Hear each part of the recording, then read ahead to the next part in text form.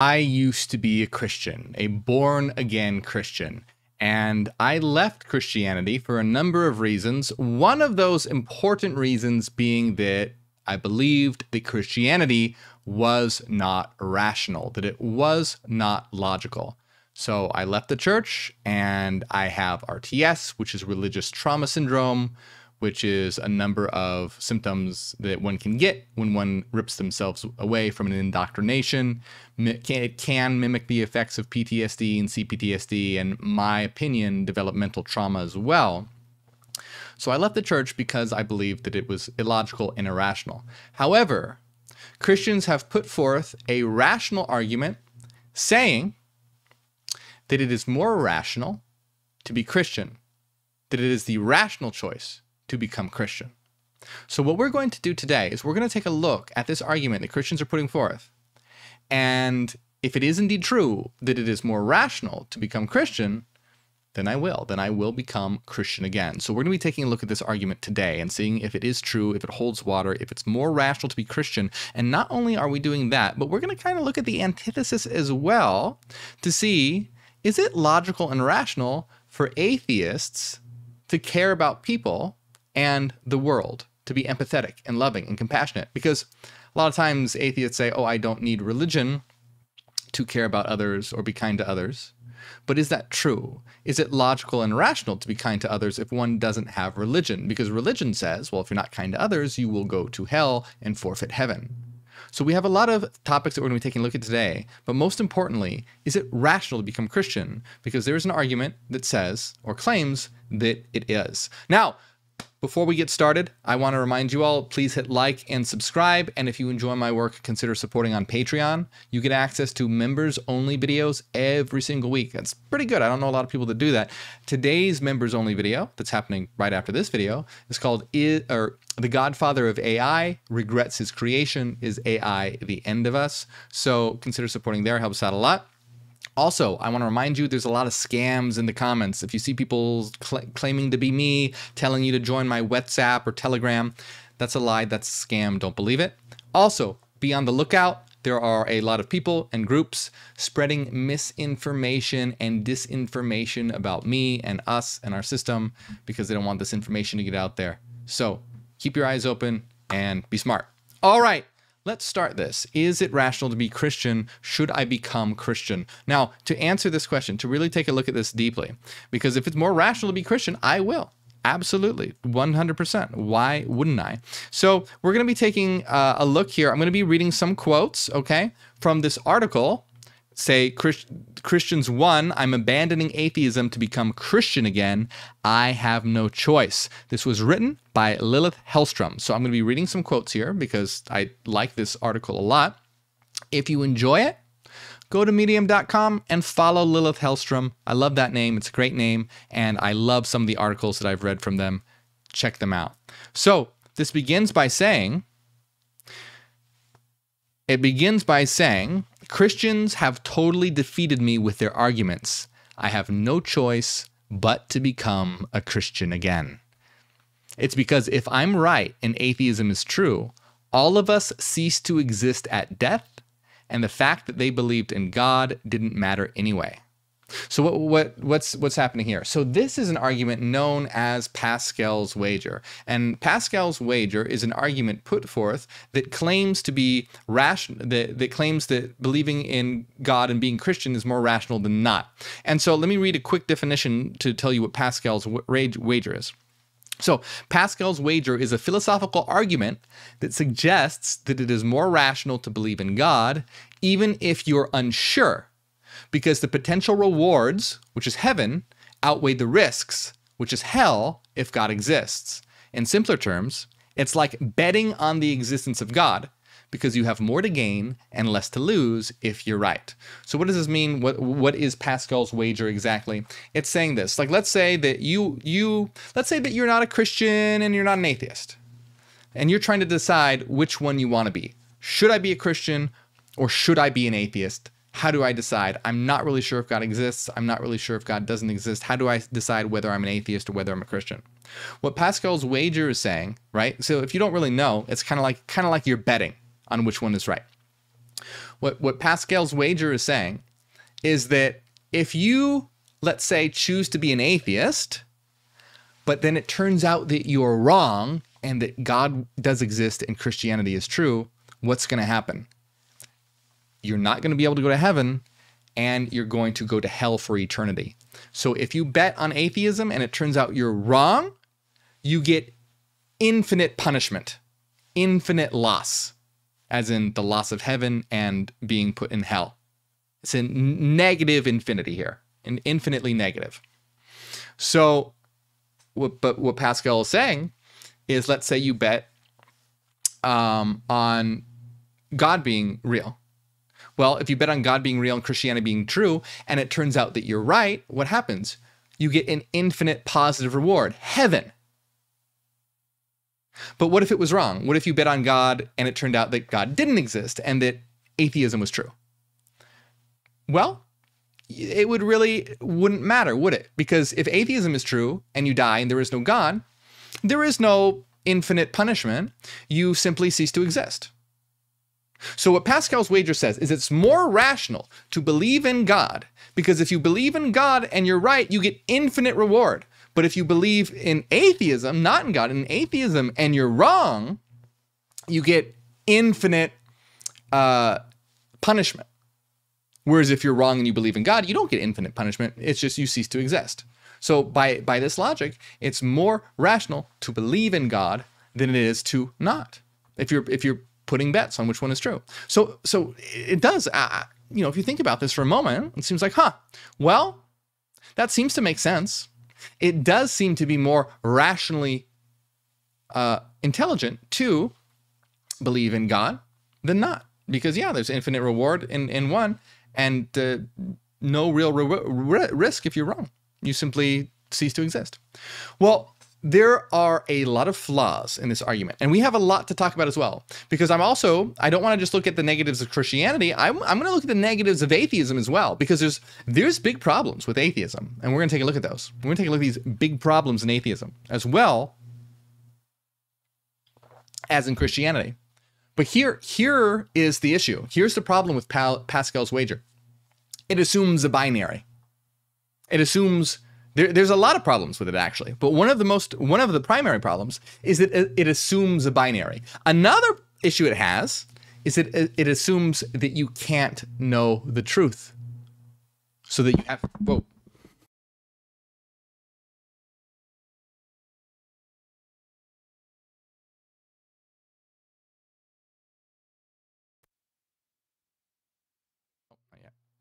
my audio back? Yes, it is. I need a new not a new microphone, but a new plug, because if I nudge it, it has to reboot itself. It's very annoying. Anyway, what was I saying?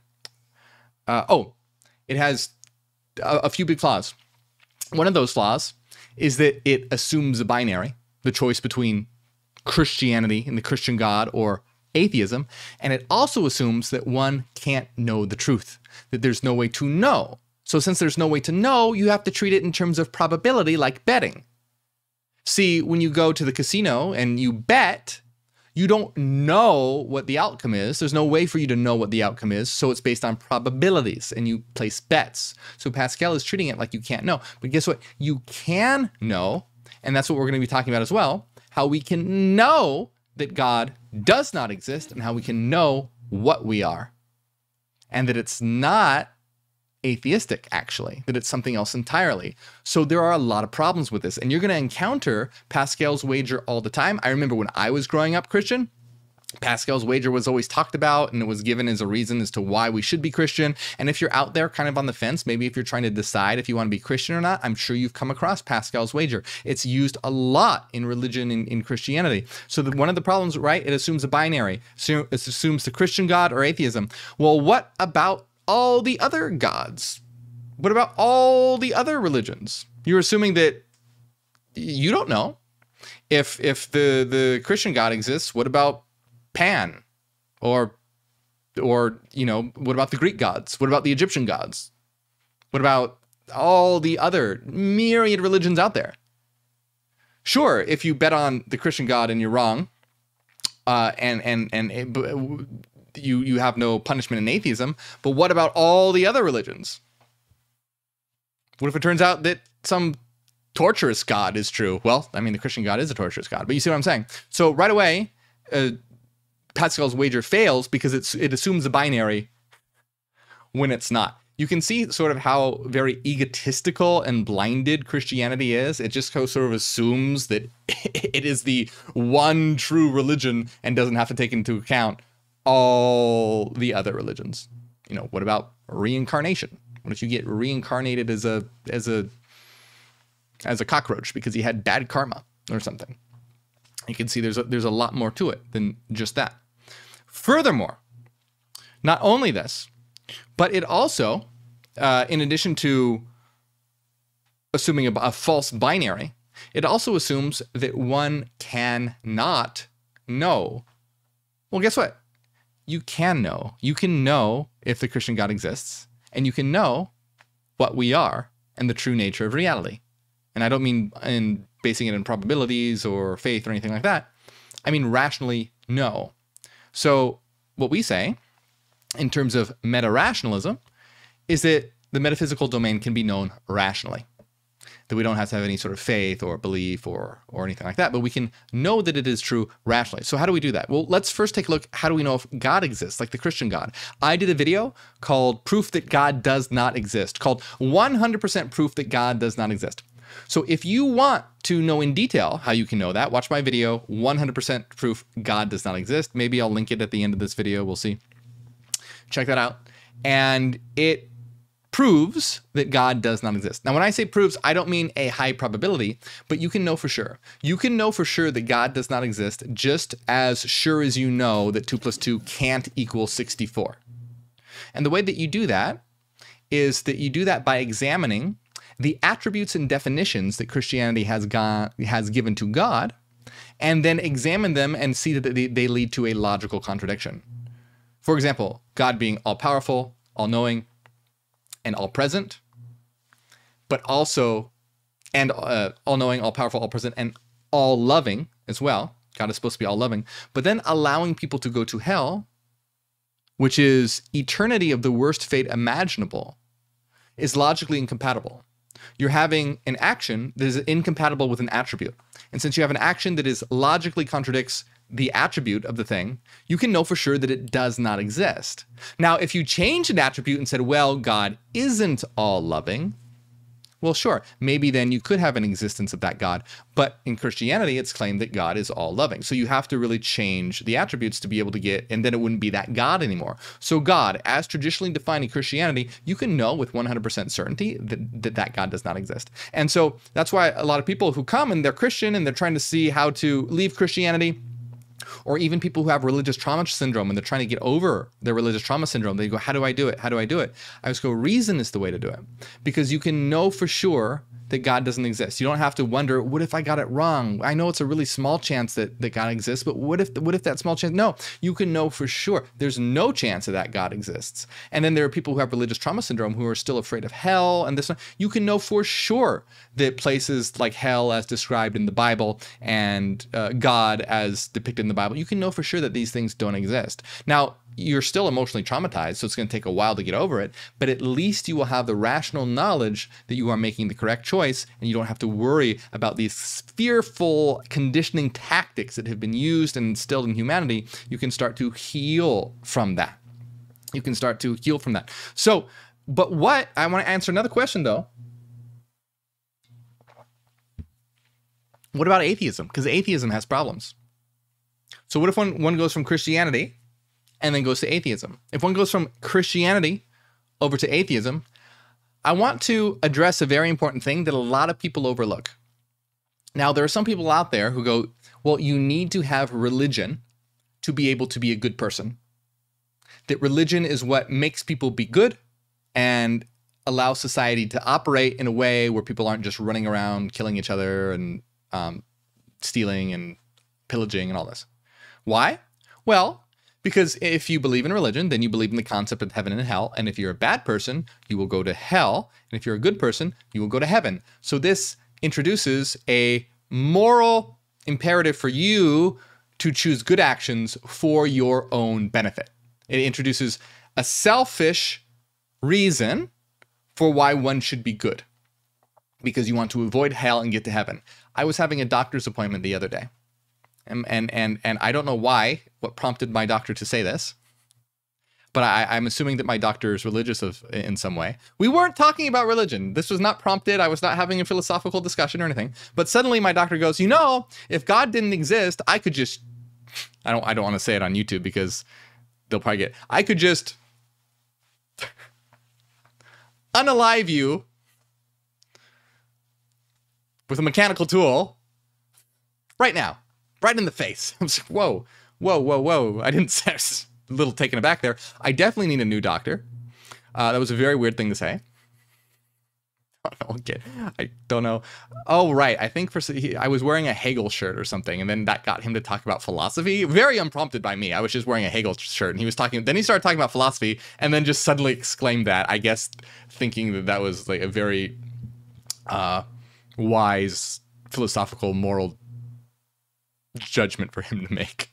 But that raises the question, right? So that's how a lot of people think, that religion is what is in place for people to be good and bad, to keep people from being bad and to keep them good. Well, you have a lot of atheists who go, I don't need religion to be a good person. I don't need religion to be a good person. I can be empathetic, I can be loving, and I can be caring about the world without religion. And that's great. I love that. I love that mindset. However, atheism is usually rooted in logic. So atheists usually talk about being very logical and how they live their lives according to logic, etc. And they often point out how illogical religions like Christianity are, and very good for them to do so because that is the case. But remember, atheists tend to also be materialists. So in general, atheists believe that there is no God, there's no afterlife, that everything is material, and that when you die, that's it. There's just total, complete non-existence. So logically speaking, if one believes this, that there is no God, that there is nothing metaphysical in reality, that we're all just lifeless matter, and that when you die, you just enter into a state of complete and total non-existence, why would you care about the future of the world or others or anything that does not benefit you directly or even indirectly? Why would you care about that? And I know a lot of people are going to go, oh, well, because I feel love towards these people and I don't want these people to hurt. And that's great that you feel love towards people and you don't want people to hurt. I'm really glad that that's the case. So good. But logically speaking, like on a pure logical level, what is the reason, what is the benefit for you to be good to another human being and to care about the future of the world? Because why should you care about the future of the world if you truly believe that when you die, there's just complete and total non-existence, logically speaking? Well, you might think, well, I care about future generations. Why? Why do you care about future generations? Like, what's the I know emotionally why you might, because you feel love emotionally. That's great. But I want to know logically. And the reason why I want to know logically is because you want to, the arguments against religion are that, yeah, you can emotionally feel Jesus in your heart, but that doesn't mean that Jesus exists. So you can emotionally feel love towards another person, but why should you actually care about another person? So logically speaking, if you are an atheist and you have a materialist ideology, embedded within your system is no intrinsic reason to actually care about things that don't benefit you directly. Because according to atheistic materialism, you are having your personal experience and you are segregated and separate from all other experiences, and it's basically just you. So if you were to follow that mindset logically, you would want to just do the actions that benefit you, even at the expense of others.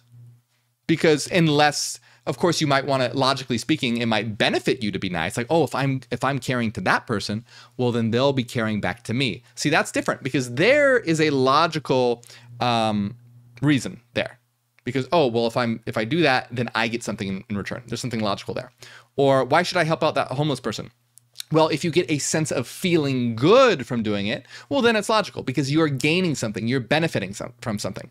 But if you are not personally benefiting directly from something or even indirectly, why would you do that? Why would you care about the future of the world? Why do you care about future generations if it's not going to benefit you? You're going to be dead, gone. You won't even exist. Why should you care?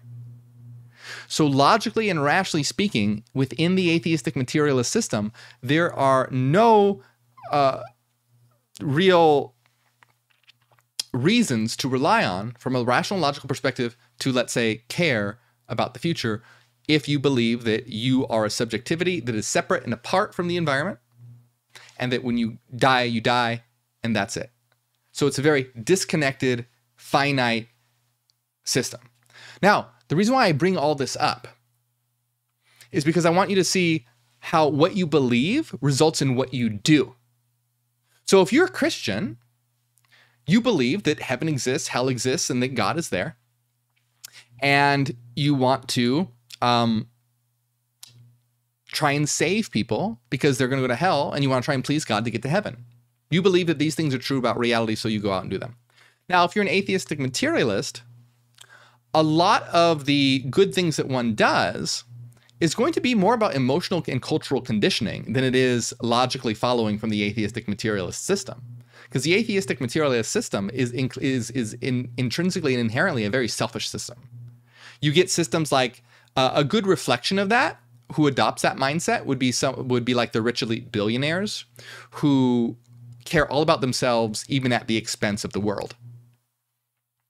They care all about themselves and at the expense of the world. That's actually a very logical course to take if one is an atheist materialist. I'm not saying that they are all atheist materialists, but I'm just using that as an example. So I want you to then instead take a look at the system that we promote. In our system, we show that we are all eternal minds that are diversifications of a united mind and that we form one system. In other words, that we are all interconnected, that we're all in this together, and that we are all separate individual expressions of one system, and that we are eternal. So do you see how embedded within our system is a logical and rational reason to care about others and to care about the future? Why should we care about the future? Because it's our future. We are eternal. When we create a better future, we're going to be there in that future. We're going to have better conditions for ourselves. It gives a good reason for why we should work on ourselves, because as we grow, learn, and actualize, that's not just gone when we die. It stays within us as eternal minds, as information that's leading to our actualization, growth, and progress. And creating a better world for everyone is beneficial because we know that we are individual viewpoints of one system in which we are all interconnected. We are not separate from the world and the environment. We are all connected together within one system in which we are all bound together. That means we are all grand reflections of another. So to harm another person would be as illogical as taking a knife and stabbing your own hand. So do you see the important difference between systems out there and the one that we promote, where it shows inherently, logically, and necessary, imbued within it itself, is a reason to create a better world, love each other, create a better future, create a more sustainable future, and personal growth. If you're an atheist materialist, like, what's really the point of personal growth? I mean, sure, it can help you have better experiences, but that's a far different idea than realizing personal growth is going to be something that you keep with you across lifetimes, and it's leading to your evolution. You're leveling up your character. You're not just going to get reset. You're leveling up your character. So you can see how incredibly healthy it is to understand what reality is. When you know what we are, where we are, and why we are here, a better world naturally flows from that. A better world doesn't naturally flow from Christianity. A better world doesn't naturally flow from atheism. It's better than Christianity, but it doesn't flow naturally.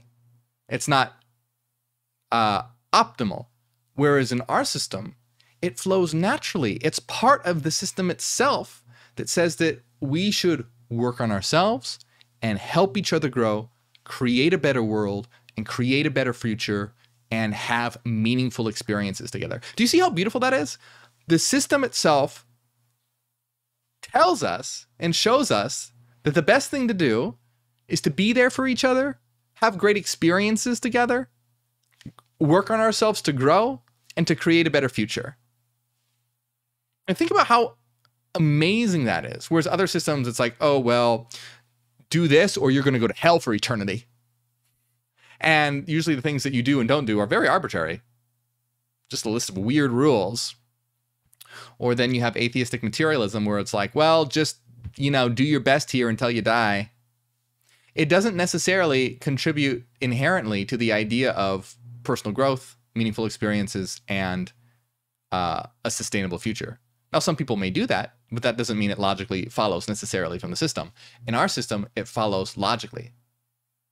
So automatically, you get a better life, we all get a better life, we're all there for each other, and we create a better world. Like, that's why I'm so excited about this. And this is why we want to create a teleocracy, a teleocratic society, from the word telos, which means purpose, which is a purpose-driven society, a world driven by purpose, where we increase the quality of life for every individual and the collective, where we create a world system that is tuned for giving us all the opportunity to grow and have meaningful experiences together and to actualize our purpose, have a purposeful life. That's the kind of world we want to build.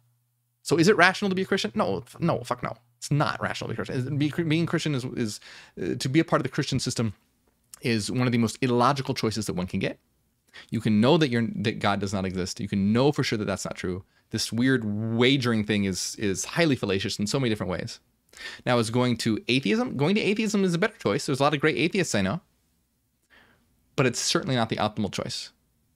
We want a system where we know what we are, where we are, why we are here, and in which that system, it logically follows to create a better world for all of us, each and every one of us. And that's what we want to do. We want to create a new beginning, a new humanity, and a new earth so that we can all stop worrying about surviving and start thriving.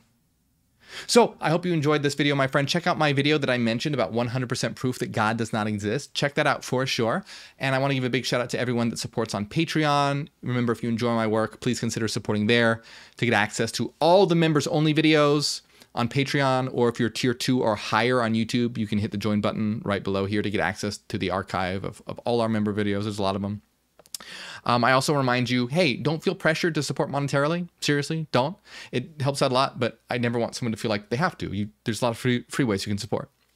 I want to give a big shout out to everyone who does, especially Renaissance Fairy, Cassidy, Angela, Maria, Joel, Fairies of Venus, Fashida, DB, and everyone else. And if you don't see your name up there yet, I have to update this. Thank you for bearing with me for that.